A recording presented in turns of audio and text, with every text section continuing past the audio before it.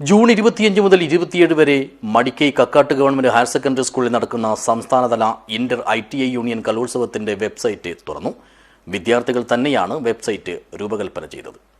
This news sponsored by Manual Silks, Mega Mall, Main Road, Kanyangad. Also at Kannur, Irati and Pattambi.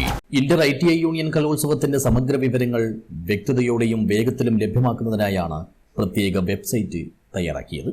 ഈ മാസം 25, 26, 27 തീയതികളിലായി മടിക്കൈ ബംഗളത്തെ Kakkat government higher secondary സ്കൂളിലാണ് കലാമേള.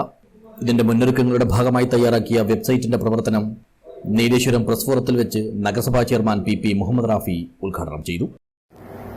നിരവധി കലോത്സവങ്ങൾക്ക് നേതൃത്വം കൊടുത്ത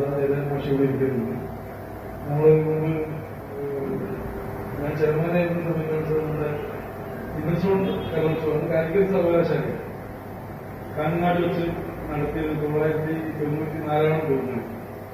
അതൊരു ചരിത്ര സംഭവമില്ല. കാരണം കാലിക്കറ്റ് സർവകലാശാലയുടെ ഇന്റർസോൺ കലോത്സവം എന്ന് പറഞ്ഞാൽ ഇതിലാണ് കേരളത്തിന്റെ പകുതിയോളം കോളേജുകളെ പ്രതിനിധീകരിക്കുന്ന കണ്ണൂർ സർവകലാശാല വന്നിട്ടുണ്ട്. ചടങ്ങിൽ media committee chairman Sethu Bangalam അധ്യക്ഷനായി. സംഘടക സമിതി വർക്കിംഗ് ചെയർമാനും മടിക്കൈ ഗ്രാമപഞ്ചായത്ത് പ്രസിഡന്റുമായ V പ്രകാശൻ, കണ്ണൂർ സർവകലാശാല മുൻ പരീക്ഷാ controller professor KP Jayarajan, registration committee convener MM Anuraj, KP Vaishnav, Ananthmohan എന്നിവർ സംസാരിച്ചു.